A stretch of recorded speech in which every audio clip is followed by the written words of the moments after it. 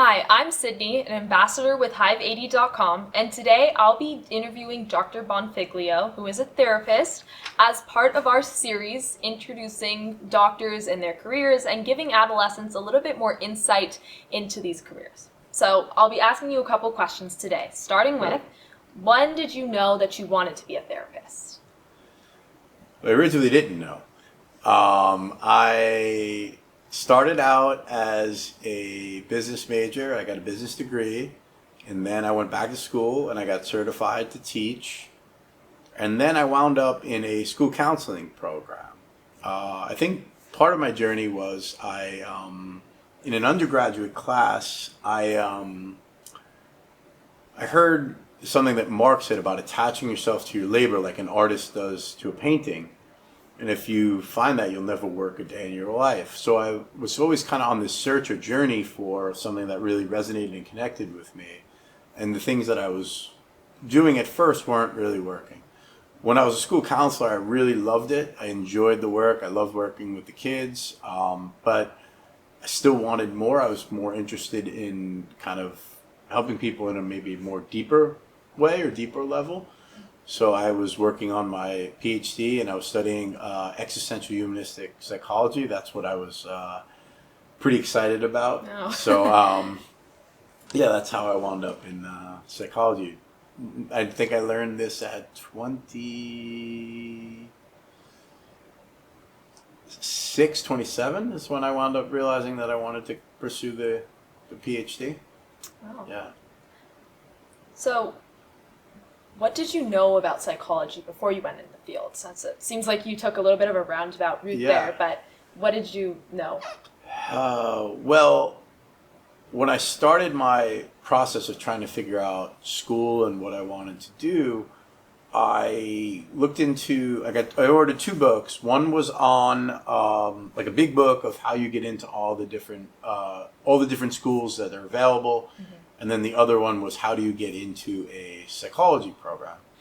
So in the second page of that book, it said if you're going to spend time in this, you really should be dedicated and focused if you're going to go on for a PhD, which should be really something you're interested in.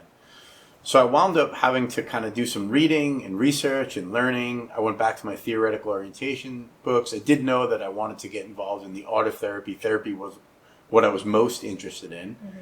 And then I kind of honed in on existential humanistic psychology, and that's how I learned about my interest, what I was most interested in. It's really interesting. So, what schooling did you do, and did you enjoy going to school for therapy? Yeah, so I have my undergraduate, that was in business. Then I have my master's in school counseling, which I really enjoyed. And then then I did my doctorate, and I really enjoyed the program. I fortunately met I trained in existential humanist psychology, and I got to train with some of the best in the field, so I was very fortunate and still have great relationships with my mentors. Kirk and I watch movies together on Fridays virtually now. So, yeah. That's wonderful. So how long did this all take you? Let's see, 4 years undergrad, then 2 years of master's, and I believe around 6 years for my PhD. Typically takes around 5 years. I think I took a little longer. Oh, interesting. Yeah. What's your day-to-day like? Like, give us a day in the life of a therapist. Well, I see about anywhere from 5 to 8 clients a day. Sessions are typically 45 minutes, maybe 50, depending. Then I have a little bit of a break. Mm-hmm. And then what I'm learning is that I'm putting a space in between my sessions, so trying to take an hour in between. So that's good, so I can be more present and practice some self-care, so that's helpful. So I see clients, and then I have to do clinical notes at the end of the day. I like to, discuss or keep track of what was going on in the sessions, and then usually responding to clients' emails in the evening. Yeah. Yeah. So, what's the best part of your day? What's the best part of being a therapist?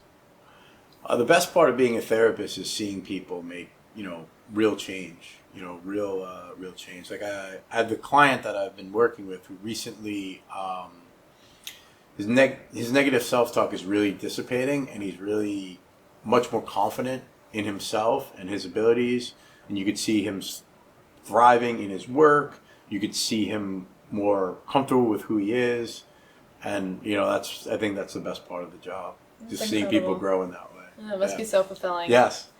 Do you have any regrets about your career? I wouldn't say regret. What I would say is I look back sometimes as when I was an intern and realize that I know a lot more now than I did then. And I wish that I had some of the knowledge that I have now so I could have been better serving people at that time. Makes sense, Yeah. yeah. And our last question, what's the hardest part of the job? The hardest part for me is to have a proper boundary because I really care about my clients, and sometimes I continue to think about them and the work, when I'm not working. So to try to have that sort of balance in that line is like a growth edge for me. Yeah. So, to any aspiring therapists and teens out there who think that they might want to become a therapist, do you have any closing words for them? Yeah, if you enjoy helping people and you want to, if it's possible for you to attach yourself to your labor like an artist does to a painting, and this is the forum for you, it's a great profession, and we'd love to have you. Thank you so Yeah. much for coming, and to everybody out there, tune in for our next episode pretty soon.